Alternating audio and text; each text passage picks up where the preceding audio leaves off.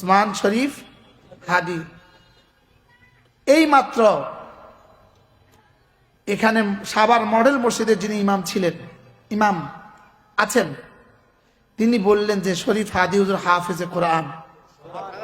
বললেন আমি শরীফের সাথে একসাথে পড়েছি, আমরা বরিশাল নেসারিয়া এনএস কামেল মাদ্রাসা আমরা একসাথে আলেম পড়েছি, আমরা একসাথে একই সাথে আমরা দাখিল আলেম পাশ করছি। সে হাফেজে কোরআন, সে তাহাজ্জুদ গুজার ছিল। শুধুই তার জন্য আমাদের চোখে পানি আসে না, তার মতো অনেক মানুষই এদেশে নিহত হয়েছে। হয়েছে না বলেন? তার মতো অনেক মানুষই তো এদেশে নিহত হয়েছে, লেকিন তার জন্য আজকে 18 কোটি মানুষ নির্বাক স্তব্ধ কেন? তার হৃদয়ে ছিল রব্বে করিমের ভালোবাসা, তার দিলে কোরআন ছিল, কোরআন। এইমাত্র শুনলাম তিনি হাফিজ কোরআন ছিলেন। আল্লাহ তাআলা তাকে শাহাদাতের সর্বোচ্চ মাকাম নসিব করেন, যেন শুহাদায়ে বদর তার ইস্তেকবালে ছুটে আসে, যেন শুহাদায়ে বদর তাকে মুআনাকা করে, শুহাদায়ে বদরের সাথে যেন তার হাসর হয়। আল্লাহ এই নওজওয়ানের শাহাদাতকে আল্লাহ তাআলা কবুল করেন। আজকে এই প্রথম, আমি গতকালকেও শুনছি, লেকিন নির্ভরযোগ্য সূত্র ছিল না।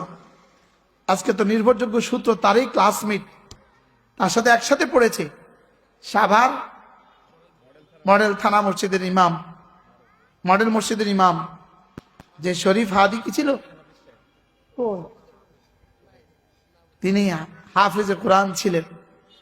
আল্লাহ তাআলা হাফেজ শহীদ ওসমান শরীফ হাদি, আল্লাহ তাআলা তার জীবনের সমস্ত গুনাহগুলোকে মাফ করে, কোরআনের সাথে লেগে সে দামি হয়েছে। বলেন আলহামদুলিল্লাহ। বলেন এখন তো বুঝছি তার জন্য এতটা ভালোবাসা লাগে কেন। আসলে তার হৃদয়ে রবের ভালোবাসা ছিল। কত মানুষই তো আসে আর যায়, ঠিক না? মানুষের হৃদয়কে নাড়া দেয় কয়জন? আজকে 18 কোটি মানুষ তার জন্য কাঁদছে, পুরো দেশ তার জন্য কাঁদছে। আমি তো তাকে, আমি মনে হয় গুলিবিদ্ধ হওয়ার আগ দিন পর্যন্ত আমি তাকে চিনতাম না। ফেসবুকের সাথে আমার সম্পর্ক নাই, এটাও আমার একটা কমজোরি। সে গুলিবিদ্ধ হওয়ার আগ পর্যন্ত আমি তাকে চিনি নাই। গুলিবিদ্ধ হয়েছে কবে? গত শুক্রবার কয়টা বাজে? যদি গত শুক্রবার 2টা বাজে সে গুলিবিদ্ধ হয়, নির্ঘাত সে জুমার নামাজ পড়ে গুলিবিদ্ধ হয়েছে, জুমার নামাজ পড়ে বের হয়েছে। তাহলে তার শেষ জীবনের শেষ নামাজ ছিল জুমার নামাজ। এজন্য ওরা বলতো আমি কে তুমি কে, আমি বলি আমি কে তুমি কে, ইমানওয়ালা কোরআনওয়ালা। নিজের পরিচয় নিজে ভুলে গেছি। বলেন আমি কে তুমি কে।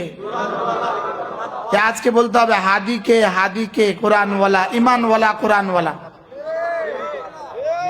বলেন হাদি কে, বলেন আমি কে তুমি কে, ইমানওয়ালা কোরআনওয়ালা।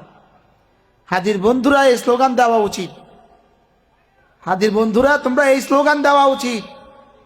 হাদিকে এতটা দামি বানিয়েছে, কোরআন তার সিনায় ছিল, সে কোরআনের ভালোবাসায় ঈমান এবং দেশপ্রেম দুটো তার মধ্যে একসাথে ছিল।